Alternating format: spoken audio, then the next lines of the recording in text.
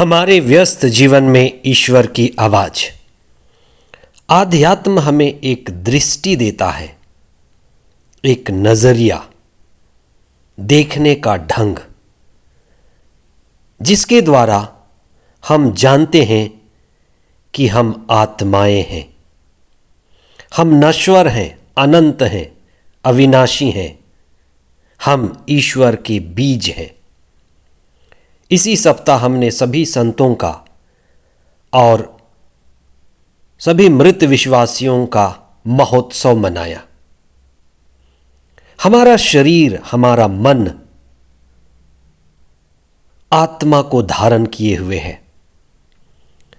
आज आप विशेष चिंतन करें कि हमारी असली पहचान क्या है।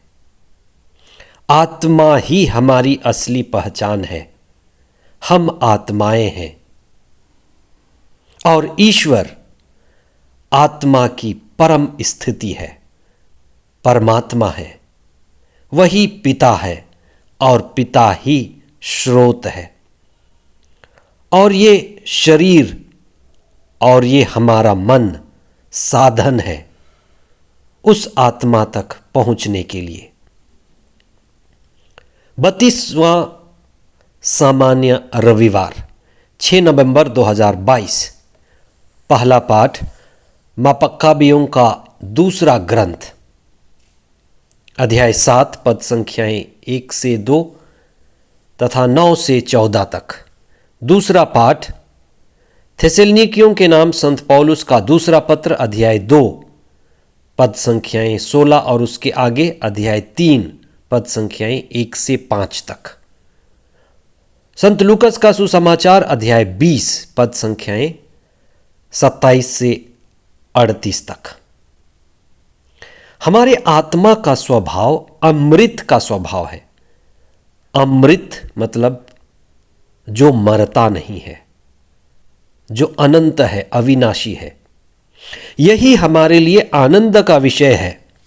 इसलिए खुद को जानना, खुद को पहचानना और खुद को पाना हमारे इस दुनिया में होने का उद्देश्य है कि हम आत्मा में सदा जीवित रहेंगे, पुनरुत्थान की महिमा के सहभागी होंगे।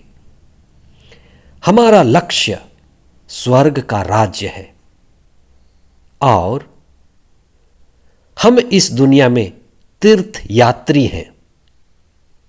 सभी लोग, सभी धर्म के लोग तीर्थ यात्री और सह तीर्थयात्री हैं, ईश्वर की ओर गति कर रहे हैं।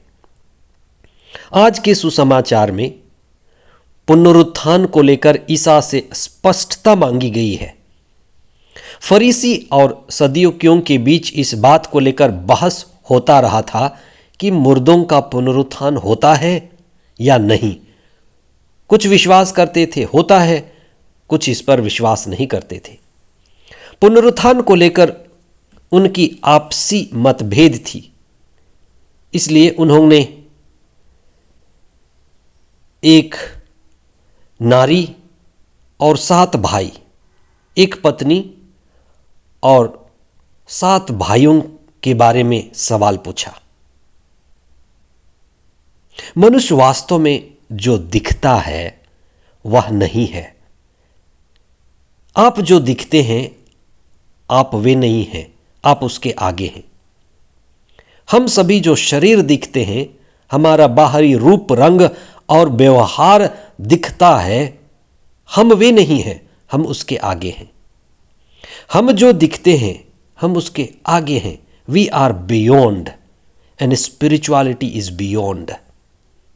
ईसा ने कहा, शरीर की मृत्यु के बाद मृत्यु सबसे निश्चित है, जो होनी ही है। शरीर को जाना ही है, शरीर को मरना ही है। ईसा ने लोगों का भ्रम दूर करते हुए कहा कि शादी, ब्याह, शरीर का रिश्ता, पति पत्नी का रिश्ता, ये खून का रिश्ता, ये रिश्तों का मकड़ जाल, ये दुनिया के रिश्ते सीमित हैं, कुछ समय के लिए हैं, यहीं पर हैं। शरीर के समाप्त होते ही सारे रिश्ते भी समाप्त हो जाते हैं। ये सीमित रिश्ते असली नहीं कहे जा सकते। असली रिश्ता तो आत्मा का है और असली रिश्ता असीमित है, अनंत रिश्ता है। जो रिश्ता आत्मा का है वह अनंत है और मनुष्य बना है अनंत के लिए। और आत्मा अविनाशी है और हमारी पहचान भी आत्मा में दूतों की पहचान के जैसे है। इसलिए हमें इसी को पहचान बनानी है। ईसा का रूपांतरण भी इसी का एक प्रतीक था। ईसा अपने शिष्यों के देखते देखते रूपांतरित हो गए थे। यह इस बात को प्रकट करने की ओर संकेत था कि वे मृतकों में से प्रथम जी उठने वाले होंगे और हम अपने असली स्वभाव में वैसे ही जी उठेंगे और सदा ईश्वर के साथ रहेंगे। इसी बात पर मत्ती के सुसमाचार में अध्याय 20 पद संख्या 29 में ईसा ने एक बड़ी महत्वपूर्ण बात कही जिस पर हमें चिंतन करना है। उन्होंने फरीसियों और सदूकियों से कहा कि तुम लोग ना तो धर्म ग्रंथ जानते हो न ईश्वर का सामर्थ्य जानते हो, इसीलिए तुम भ्रम में पड़े हुए हो। ईश्वर ने हमें ईसा को दिया और ईसा ने हमें शिक्षा दी और वही शिक्षा धर्मशास्त्र के रूप में, बाइबल के रूप में, प्रकाश के रूप में हमारे बीच में है। इसलिए हम धर्मशास्त्र को पढ़ें तो हमें आध्यात्म में स्पष्टता आएगी। बाइबल पढ़ें और उस पर मनन चिंतन करें। प्रभु का वचन हमारे जीवन के लिए पैरों का दीपक है, हमारा भ्रम दूर करता है। आज के पहले पाठ में एक विधवा मां के 7 पुत्र जो धर्म के लिए, अपने विश्वास को बनाए रखने के लिए सताए जा रहे थे, उनका चित्रण है।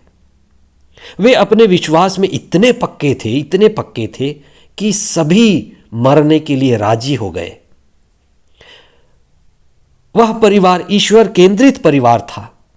सभी भाई इसी विश्वास से मरण को चुने कि वे प्रभु यीशु में नया जीवन पाएंगे, ईश्वर उन्हें फिर पुनर्जीवित करेंगे। इस जीवन के आगे भी उन्होंने विश्वासियों का जीवन देखा। विश्वासियों के लिए ईश्वर में अनंत जीवन है।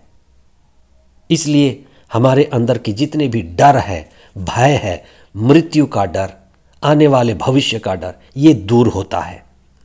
इसलिए प्रभु यीशु ने मार्था से कहा, मार्था मार्था, मैं ही पुनरुत्थान और जीवन हूं। यदि तुम मुझ में विश्वास करोगे तो कभी नहीं मरोगे।